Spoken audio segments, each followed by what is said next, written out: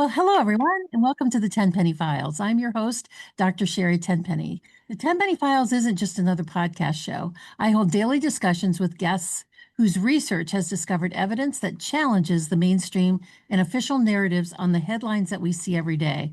Topics span the spectrum from national government, history, astronomy, and travel, to food and fitness, to health policy, and vaccines. And we speak with authors who write about faith and biblical principles.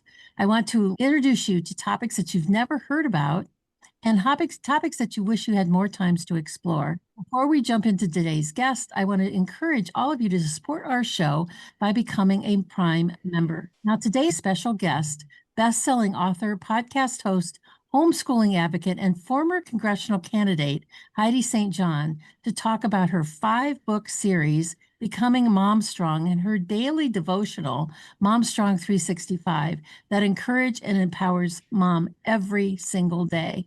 And before I introduce Heidi, I want to say I've been reading her book, and I'm not a mom, and I'm telling you, it makes you woman strong. It just talks about all the important things that we need to do as women to inspire the young people in our life. Heidi, thank you so much for joining us here today. I can't wait to jump into this conversation with you. Well, hello, my friend. It's great to see you again. This is a joy. Thank you for having me. Well, thank you so much for being here. You know, in your book, Becoming MomStrong, you write about the importance of courage and conviction in motherhood. How do those two qualities apply to the way mothers must approach their children today and in the future? Well, I think the premise of the book, so it's important probably for your listeners to know that I have 7 children and 8 now grandchildren. And so to me, I'm watching my children raising their children in a very different world than when I started 35 years ago. And in fact, I still have a 15-year-old daughter at home, and I'm raising her in a very different environment than I raised my 35 and 32-year-old daughters in. And it requires courage. Courage is an absolute requirement for motherhood right now. And I think a lot of the issues that we're facing, we're talking about generations of people who don't know what a woman is. We have now lived through COVID. We recognize that our education system is really slanted against the principles that have made this nation the greatest nation on the face of the earth. And we are up against, parents are today, anyone who has influence in the life of a child, we are being asked to answer questions that previous generations didn't even see coming. And in order to answer those questions, we have to be willing to tell the truth. And that takes courage in the political climate and in the cultural climate that we're living in right now. You know, that really, what you brought up, something really important, is about the whole concept of education and how it's shifted over the last 15 years because you're doing things different now with your youngest than you did with your oldest. What concerns you the most about this shift? And how does Becoming MomStrong reframe a mother's responsibility in education, not as a burden, but as a calling? Boy, that's a great question. It is a calling. And I think for us to look at education holistically, we need to look at it like Jesus did.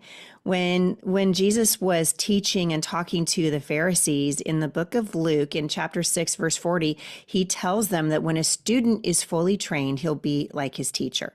Well, for generations, we just assumed that teachers in the school systems were just like us.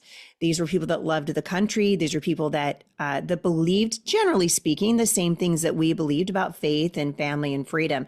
And what we have learned, and I think painfully so, over the last 30 years, is that the vast majority of people that go into education now are not going in it to teach children. They are activists disguised as teachers. This is certainly the case here where I live in Washington State. And I think in almost every public school across the United States, if you read the National Educators Association website, just a cursory glance, I would encourage your listeners, just when we're done today, go to the National Education Association's website, the NEA, and just look at their homepage. These are people who are adamantly against President Trump, adamantly against open borders, adamantly against the work that ICE is doing right now. These are people that believe that we're living on stolen land. These are people that would tell your children that there are 400 genders. These are people who do not believe in the principles of freedom. And so that makes them, in my view, an enemy to most parents who still hold those values dear. And when we consider who's training our children, we absolutely, when I wrote Becoming MomStrong, the subtitle of that book is How to Fight with All That's in You for Your Family and Your Faith. And what I want people to understand is this is a spiritual battle of epic proportions, and you cannot fight a spiritual battle using a worldly weapon. Spiritual battles require spiritual weapons. And so that's what I mean when I say we've got to be mom strong if we're going to fight for our children, because our children come to us as sort of their minds are sort of like wet cement, right? And you only have a little bit of time to make that imprint. Well, think about what's happening in the 8 to 10 hours, 5 days a week, 9 months out of every year that your children are away from you. The schools are getting the best years and the best hours of the lives of your children. They absolutely are. And so then the question becomes, what are they doing with that time? I would contend they are turning your children against the values that you hold dear. I think that is so well stated. Sadly so, but so well stated. And I like the analogy of your child being like wet cement. You only have a short time before it solidifies. And once it solidifies, it's there forever. Yes. Your entire series of Mom Strong series, because there's 5 of them, correct? Yes. That you emphasize the trust of God over cultural pressure. And what kids are facing now in schools in terms of cultural pressure, differing from, well, most parental emphasis that have a Christian-based background. But I think that so many kids, they're okay with what's happening in school because that's what's happening at home. Mm-hmm. Yeah. Or they just simply don't know better. We don't know. I mean, think about this. I really had to ask myself this question a long time ago when my oldest daughter, Savannah, who now has 5 children of her own, when she was in a public school just outside of Portland, Oregon, I really had to wrestle. Several things happened in the school, and I started thinking, I don't really know these people. I don't know the people that I don't know the people that are driving the school bus. I don't really know them. I mean, I've got a cursory, hey, good morning, as I send my child off to spend 8 or 9 or 10 hours of her day with people that I really do not know. And it started to bother me to think about all of the narratives that Savannah was going to hear that day that I would know nothing about. And I think that's a lot of it. Like, parents are really taken off guard. I mean, there's so many different places we can go with this, because you think about it, our culture, our economy, the things that we expect in our early 20s that our grandparents did not expect. Our grandparents did not expect to have 2 brand new cars and live in a nice house in the suburbs when they were 21 years old. They didn't expect that, but we do expect it, and we're mortgaging our children in order to get it. And so we're sending our children away, and we'll say, we just can't afford it any other way. Well, I'm challenging the narrative. I think in most cases, and I'm not saying it's not a difficult economy, it absolutely is. I raised 7 children on a pastor's salary and stayed home for most of those years. And it was very, very difficult. And most of our clothes came from thrift stores and hand-me-downs. And we drove, older cars. And we did that so that I could stay home with our children. And I think we need to really consider what it is that our children are learning when they're away from us. And so I hear from parents, I spend most of my time out on the road speaking at conferences. I hear from parents all the time who will say, I don't know this child that I raised. Like, one day a flip just switched, and now they don't believe anything that I believe. And then we think that taking our kids to church once a week on a Sunday morning is going to counter 5 days a week, 8 hours a day, 9 months out of every year of indoctrination from an opposite worldview. It simply isn't the case. And that opposite worldview that they're getting every day of the week in the schools is winning. It's winning. And like I told you in the green room a few minutes ago, it's simply a numbers game at this point. Parents need to wake up and recognize the schools are not intended. They should never be babysitters for your children. And they're not innocent in the education department. Education is not neutral. It never has been neutral, and it never will be neutral. And so we need to determine, what do we want our children learning, and who do we want them to be influenced by?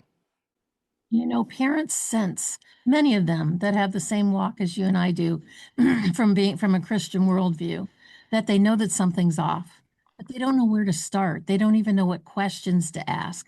What do you think parents should start asking before they send their kids on the school bus in the morning? Boy, the very first thing you need to ask, and I mean, and it's available to parents. And I think parents are intimidated, right? A lot of them don't want to go and say, hey, I'd really like to know what's your sex ed curriculum. That's where I start. Every single day. I have been fighting for years here in Washington State to keep comprehensive sex education out of our public schools. It was a battle that ultimately we lost because we have a Democratic supermajority here in the state. But this education that they are training our children in is teaching them that there's no such thing as male and female, that your DNA doesn't matter. They're teaching them incredibly unsafe sexual practices when they are as young as fourth grade here. And this indoctrination starts in kindergarten. And so I would tell parents, if you care about the education of your children, goes back to your first question, which is why it's such a good place to start. It takes courage.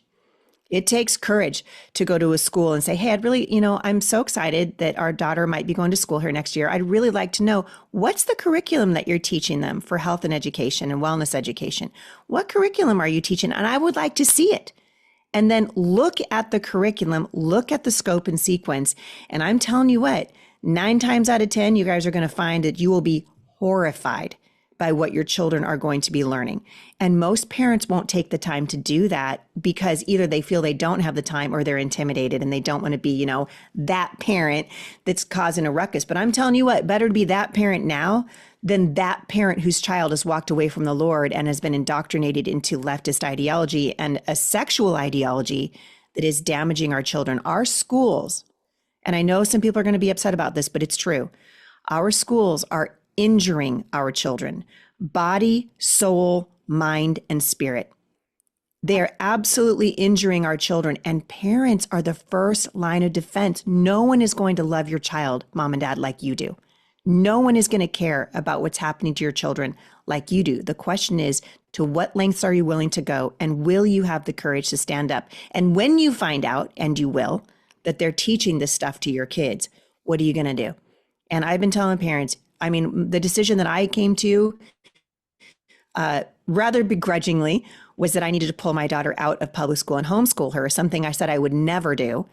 And once we got into the swing of it, I'm telling you what, it's the best decision. Apart from following Jesus and making the decision to make Jesus the Lord of my life, homeschooling my children was the second best decision we ever made. 6 of our children are grown now. One of them is a pastor. I've got a daughter who's a full-time graphic designer. All of our grandchildren so far are being home educated by their parents. And we didn't lose our children to a leftist education system. And I think parents need to really think about, what is the goal? What do we want for our children? We made an idol out of education in this country. And so we need to decide, what do we want to do? And these are they're hard decisions to make, but they yield what the Bible calls the peaceful fruit of righteousness. I did an interview. We had a conversation on this show a few weeks ago with Priscilla West and her book about the new woke education. And it's just a little book. It's like 62 pages. And if I had it in print, I would yellow highlight every single sentence because it's so important. Do you know her? Are you familiar with her? No, but I was thinking, when this is over, I need to get her phone number. I'd love to have her on my show. Amazing. And she talks about this. She starts with historical about how this started in the 70s with this whole idea about emotion, our emotional quotient and our emotional, where we are in our emotional adequacy. And then they rolled that into this social emotional learning concept that's everywhere. It's even in trade schools, it's in homeschooling curricula, it's everywhere. And she really talks about how awful the woke education is, which is just supporting what you're going along and saying about this. That they've incorporated all of these things. Like, how do you judge and how do you give a grade on anxiety? Do you have Right. learning to stop anxiety? It's a terrible, terrible thing. Do you think that the Trump administration, one of the platforms that Trump ran on was the eliminating the Department of Education in through government, and it is so big and so rampant and filled with so many people and so much money? Do you really think they're making any headway in that direction? My hat's off to President Trump and to Linda McMahon, who's the Department of Education Secretary. That's a big job. And the question ultimately is, can the public school system be saved? Can it be reformed? This is the question. Well, step number one is to get the federal government out of it. Education is done best when it's done at the local level. The federal government should have never been in the education business. And when their tentacles are in it, you find national organizations like the NEA that I referenced a few minutes ago making terrible decisions and doing terrible things with your money and with the federal government's money. So I applaud him for the effort. My strong opinion is that you cannot reform an education system when socialism and collectivism is baked into the cake. When you talk about SEL, social emotional learning, you're absolutely right. It's in every piece of curriculum. You can, it doesn't matter what school you go to. People say, well, I live in I live in Oklahoma. That's not happening here. Yes, it is. Yes, it is. It's happening in Indiana. It's happening in Iowa. It's happening in Nebraska. It's not just places like Oregon, Washington, California, New Jersey. This is everywhere. And parents need to understand that. And so I don't believe that what President Trump is doing is going to have the desired impact that he wants for it to have. But I do think it's a step in the right direction to at least bring awareness to the fact that our education system is a 5-alarm fire. If we do not get control of the education of our children, then it will not matter if we have a good election in 2028. It will not matter if we have a good election 4 years from now or we do well in the midterms, because at this point, it's simply a math game. It's simply a math game. We are cranking out by the hundreds of thousands every single year. Every single June when we have graduation, we crank out hundreds of thousands of students who will vote, who hate the country. We saw this on full display in New York City when they elected an avowed socialist / democratic, Democrat. What kind of garbage language is this, by the way? A democratic socialist is just a communist light. That's all. And so you say a democratic socialist, that just tells me that a bunch of morons voted the guy in, but he's still going to implement socialist policies. Where do these guys learn their socialist policy, their love of socialism? They learned it from the schools. That's where. You have to be taught that socialism is a good idea. And when they don't teach the founding fathers and they don't teach the wisdom of the Constitution and why the First and Second Amendments are so important, when they don't teach Convention of States or Article 5 of our Constitution, when we don't do these things, we slowly lose our liberty. And this country is dying 1,000 paper cuts at a time. We're hemorrhaging to death. And we're hemorrhaging to death from 1,000 paper cuts that are being inflicted by 1 million different woke teachers, starting in five years old in our public school system and ending when they graduate from our public universities, completely indoctrinated into a leftist ideology.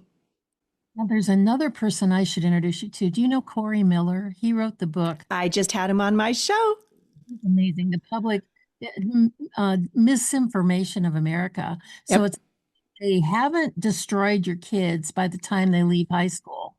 The next step is college, and they absolutely start the first day of college. It's like, if you love America, we'll make sure we hate it. You hate it by the time you leave. That's right. Make sure you have no associations with your family by the time you leave. And it's just and how he talks about the colleges and universities were started in the 1600s by pastors, and how they learned reading and writing was through the Bible. Even colleges that are supposed to be Christian-based or Catholic-based, they don't do any of that anymore. No, it's really true. And if you're to look at Harvard University or Yale University, these places, their schools of theology were second to none.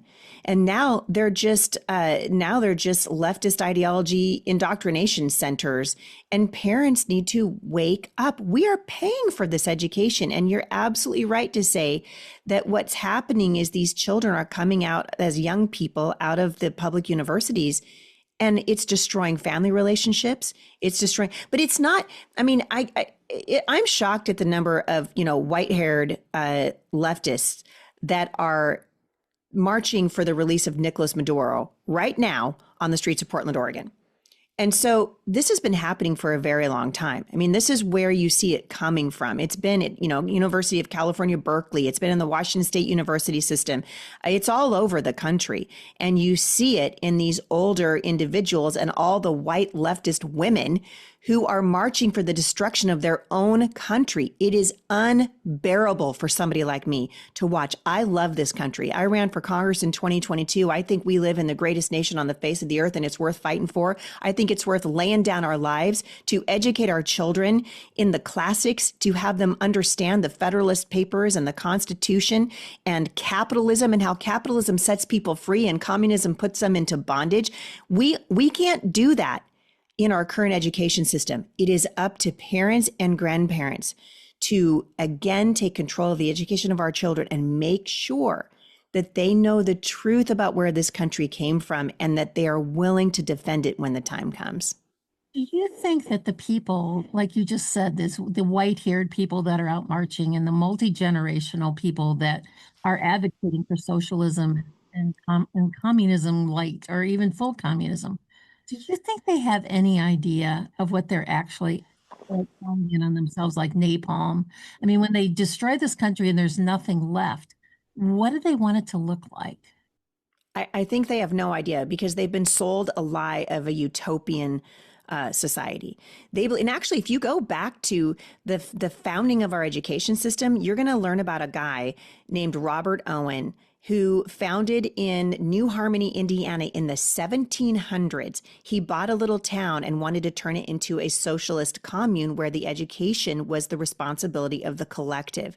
He was responsible for the education then and the training. And by the way, his socialist utopian little town called New Harmony, Indiana, people can look it up. It was a miserable failure. So long before the bloody revolutions of Mao Zedong and all of the things that we've seen communism destroy over the years, these guys were already trying it here in the United States. He trained a guy named Orestes Brownson, who eventually ran for the Massachusetts Board of Education. Those guys eventually formed the Department of Education. This stuff didn't happen in the 60s. This stuff has been happening in our education system since the 1700s. When people say, well, the schools are broken, my answer is no, they're not. They're not broken. They're doing exactly what they were designed to do. When you read the quotes of the people that put our education system together, you will read shocking statements from guys in the 17 and 1800s who believed that education was the sole responsibility of the state and that parents should stand down. So when you saw Barack Obama take to the airwaves and basically say that kids should be sent to daycare centers when they're 2 years old so parents can get in there and do their job for the country and go to work, this is a trope that started in the 1700s. And the progressives have been trying to implement it and normalize it all this time. And now it's normalized and we're losing our country. So no, I don't think that there's any hope for these white-haired lunatics that are shouting for the release of Nicolas Maduro because they genuinely believe they're doing the right thing. They genuinely do. And if you go down to the streets of Portland, Oregon, and you try to engage with them with facts, good luck to you, because they'll just turn around and walk away. They will not have a conversation with you. They will turn around and walk away. That's what they learned to do, because to them, you're the enemy. And why would they talk to you? This is interesting. My daughter, Summer, so I have 5 daughters, and our daughter, Summer, is a 23-year-old. She just enrolled in the interpreter program for sign language at the Portland Community College in Portland, Oregon. So her first day was just a couple of weeks ago. And she came home from her first class and she was so discouraged. She was like, Mom, everything you told me about school there was right. I'm like, what do you mean?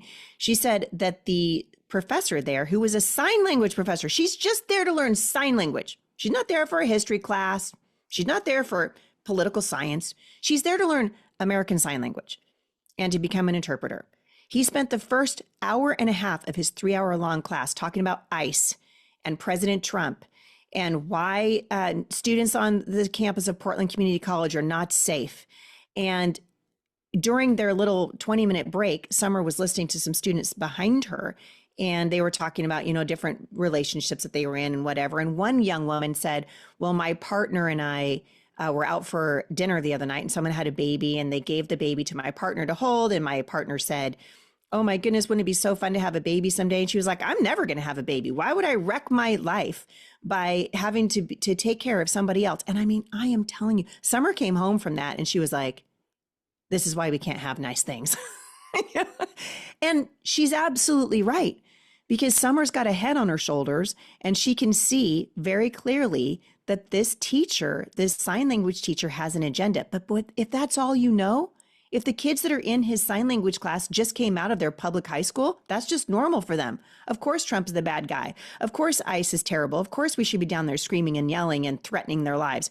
This is coming from our education system. It's a 5 alarm fire. It really is. Oh, well, Heidi, that is, it's so true. And I believe that they really believe in Marxism and they really believe in, they're the suppressed class and all. And I also believe that they think it's going to happen to everybody else, but not them. I mean, they're still going to have their Bill of Rights and their freedom of speech, and they're going to have all the things that they're going to have, but it's everybody else is going to have to get in line. So with Yep. that, going to take a quick break here. This is hold that thought. Today we're talking with Heidi St. John about becoming mom strong. And boy, you can tell from this conversation how strong moms need to be with their children these days. So we're going to take a short break to hear from our sponsors at AmericaOutloud.news. America Out Loud Talk Radio plays the Tenpenny Files on iHeartRadio Network daily at 3 p.m. Monday through Friday. You can also listen anywhere in the world by going to listening on their media player at AmericaOutloud.news. If you've missed any of these great conversations, you can find the Tenpenny Files on Spotify, Pandora, Apple, TuneIn, iHeart Virtual Studio, and on my platforms at drtenpenny.com, where you just click on the podcast tab and you can see all the podcasts that we've had, and you can see all the ones that are coming up for the next week. There's so many great books and so many great documentaries and so little time to read and watch these days.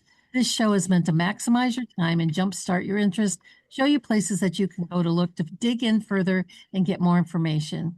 We have a great message coming up from our sponsors right now. Listen closely, sit tight. We will be right back. Zeolite is a detox spray. We work specifically with a company called Touchstone Essentials. They are an incredible company. We've been working with them now for several years. And zeolite is a mineral that goes through your body like a one-way basket. It will clean out heavy metals such as arsenic and mercury, aluminum, cadmium, and it hooks onto those metals from a one-way perspective. So once it's bound, it goes out through your urine or your stools and doesn't get redeposited in other places. Everybody needs to have a detox product in their life, and this one is so easy to use and it's so safe. You can take it when you're pregnant, you can take it when you're nursing, you can give it to little children, you can even give it to infants, and quite frankly, I give it to my dog. I actually put a little bit of the zeolite in his water because until we all stop living in a toxic world, we all need to get some of those extra toxicities out, the heavy metals, the persistent organic pollutants, the things that are floating through the air, the different things that we come in touch with in our environment. And we are a big fan of zeolite from Touchstone Essentials. We've been a big fan of their products for several years. Go to drtenpenny.com/detox to get your first bottle of zeolite spray for $50 off. Well, only when the government bows to the people will America become great again. This is Malcolm Out Loud here. Join me in pushing back against censorship, my fellow Americans. Right at the top of AmericaOutloud.news are the words: many voices, one freedom, united in the First Amendment. Now is our time, my fellow Americans. AmericaOutloud.news, liberty and justice for all. Well, welcome back, everyone. Today, our conversation is with best-selling author, podcast host, homeschooling advocate, and former congressional candidate, Heidi St. John, to talk about her 5-book series, Becoming MomStrong, and her daily devotional, MomStrong 365. But let me tell you a little bit more about Heidi St. John. Heidi has been speaking on family, cultural, and political issues for nearly 20 years, probably longer than that now. She's the author of 12 books. Her passion is to see God's people engage in the intersection of faith, culture, and I believe education. Heidi's podcast, Faith That Speaks, is an online ministry where thousands of moms come together for weekly Bible study, scripture writing, and she's had over 24 million downloads. Heidi is also the founder of Parental and Homeschool Resource Center based in Vancouver, Washington, which we're going to talk about more here so you know where you can get some great resources. She and her husband, Jay, have raised and homeschooled 7 children and an ever-growing number of grandchildren. Heidi, you don't look old enough to be a grandma. I feel old enough. What is you're a big homeschooling advocate, and you've tell us a little bit about Firmly Planted and the Homeschool Resource Center, how that got started and what's happening there today. Well, the Homeschool Resource Center was started in 2017, and many of your listeners will remember back around 2015 or 2016 when Barack Obama issued his bathroom mandate, his sort of bathroom edict. Remember when he said in the public schools they're going to make them safe places, and you can go to whatever bathroom you think you need to be in that day. And I just remember I was actually in Chattanooga, Tennessee when that happened. We were living there with our family for my speaking season, because I do most of my speaking, east of the Rockies. And I just remember looking at him over dinner and saying, what we've been doing ain't going to be enough. We had up to that point planted over 100 homeschool cooperatives around the United States and in Canada and different churches, and trying to wake pastors up to the importance of education and trying to get them to support homeschooling. And at that point, I thought we're going to need a full-time center where parents can come and they can find tutoring and they can find help. And in my mind, I was thinking, wouldn't it be great if we had a place that had classes, a coffee shop, a bookstore? You could come there and it would just be like one-stop shopping. You get community, what I call the 5 C's, right? They were coffee and community and curriculum and classes and Christ, like all the things.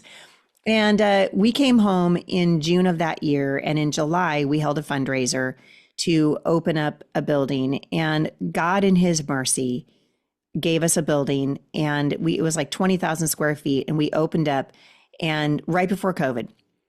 And we had no idea that COVID was coming, right? None of us could have seen that coming. And our numbers just exploded during COVID because parents were taking their kids out of the public. Finally, they were taking their kids out of the public schools. Well, we have maintained, the matriculation rate has just been phenomenal. And so we have not gotten any smaller. And in fact, we've gotten bigger. This last year, 2 years ago, a building was donated to our nonprofit organization, Firmly Planted Family. I hope your listeners will check it out because we're on an academic rescue mission. We had a $16.5 million building donated to us, and we have now about 1,200 students, over 300 classes. And the premise behind it is, I believe that when I started homeschooling, we were really running to something. I saw a system of education that was life-giving to families and really good for children. And so we were running to something. Today's parents are really running from something. They're running from a system of education that's bankrupt morally and spiritually and academically. They're running from indoctrination. They're running from so many things. Well, if parents are going to run from something, we need to give them something to run to. And the Homeschool Resource Center is something they can run to. It is open 5 days a week. We have classes from the Constitution to calligraphy. We have a thriving chess club here. We've got a drama department. We have ceramics. We teach introduction to medicine. We do all kinds of things here at the Homeschool Resource Center.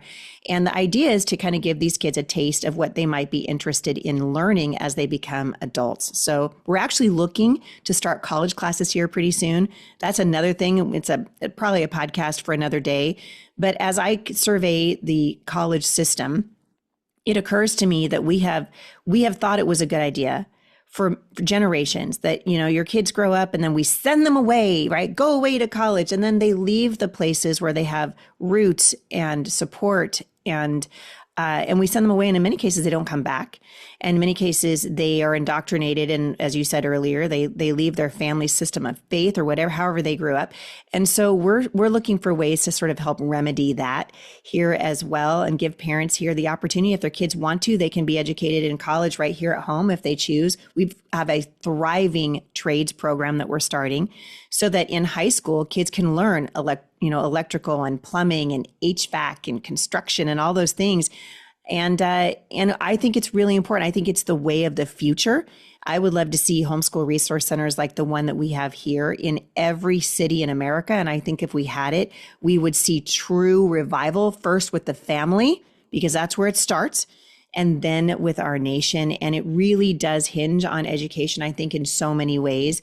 And so the Homeschool Resource Center is larger than life, and people can find it by going to Firmly Planted Family, or if you just Google the Firmly Planted Family Homeschool Resource Center, you'll see that CBN News came out here a year ago and they did a huge piece on it because it's so unique. It's the first and only one of its kind in the United States. And we're having more and more people now replicating it, trying to create what we've got here in different cities across the country. We've actually written a manual. So if people want to do it, they can find out exactly how to do it. They can find that at the website as well. But it's an extraordinary thing.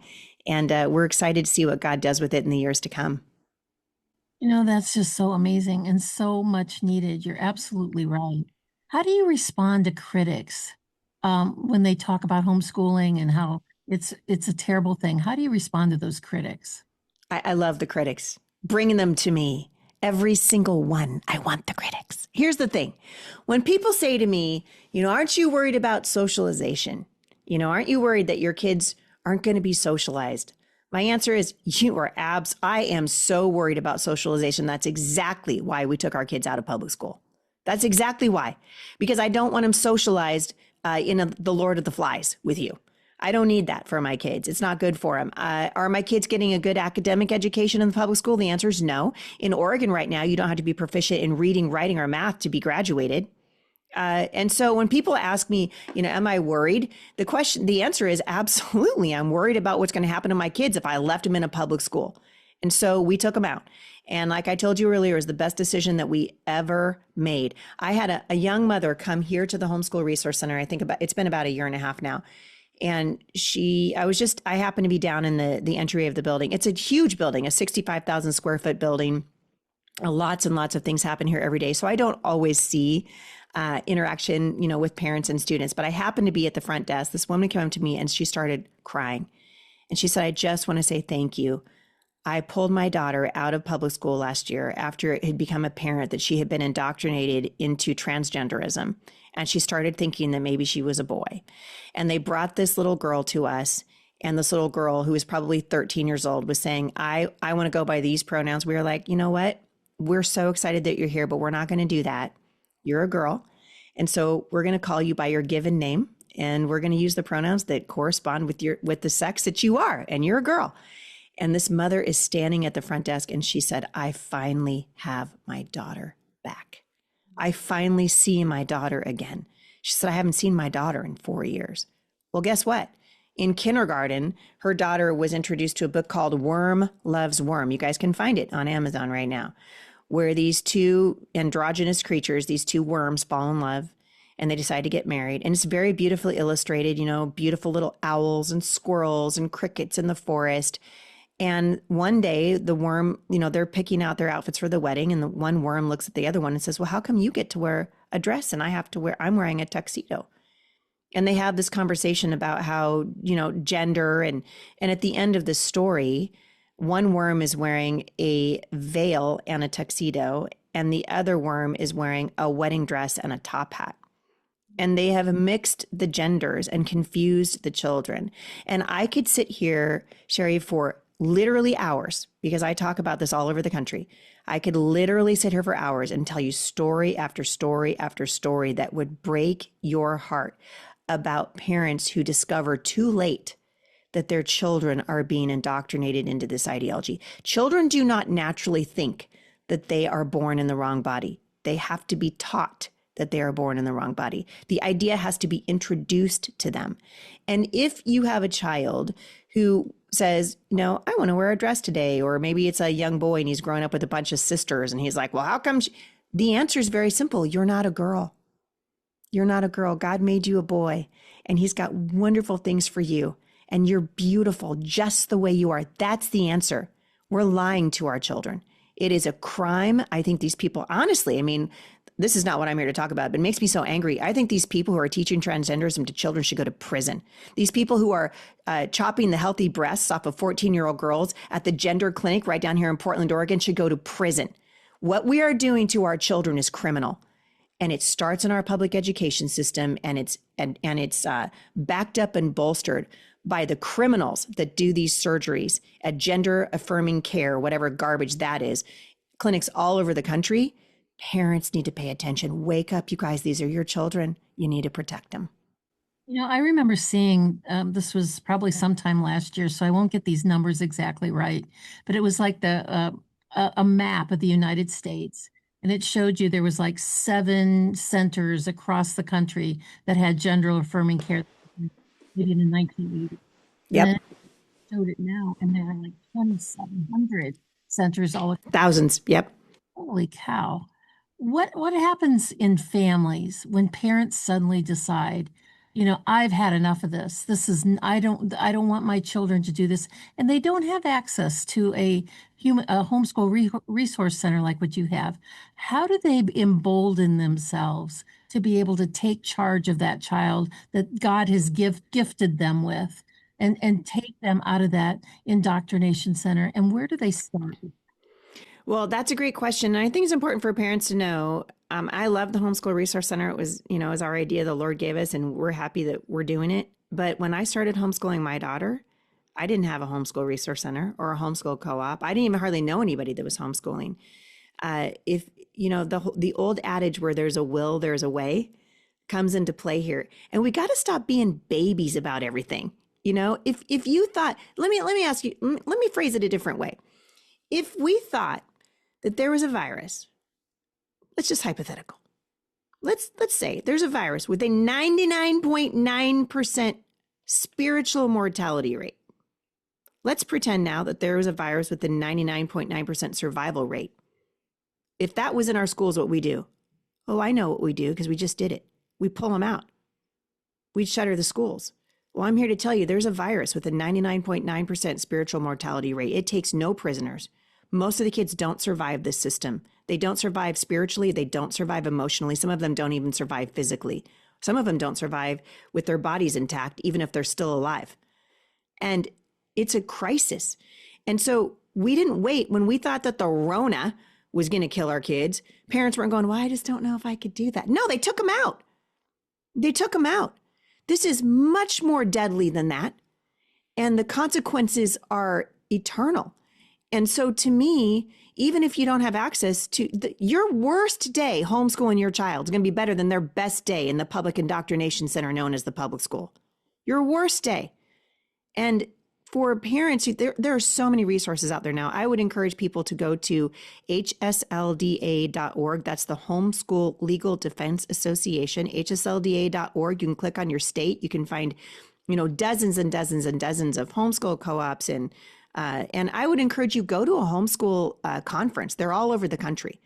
There are huge conferences all over the country. If you just Google homeschool conference, and you can hear speakers, and you can go to exhibit halls, and you can find curriculum. How hard? What has happened to us, Dr. Tenpenny, that we think we can't teach a third grader math? What has happened to us that we're like, I just don't know. Take my kid. She's 12 now. Well, okay. Are you trying to be? Is it rocket science now? No. Take your children home and teach them reading, writing, and arithmetic. If Heidi St. John, a girl who cannot keep houseplants alive, could educate 7 children at home, not knowing very many people that did it, you can do it. You can do it. It's really not that hard.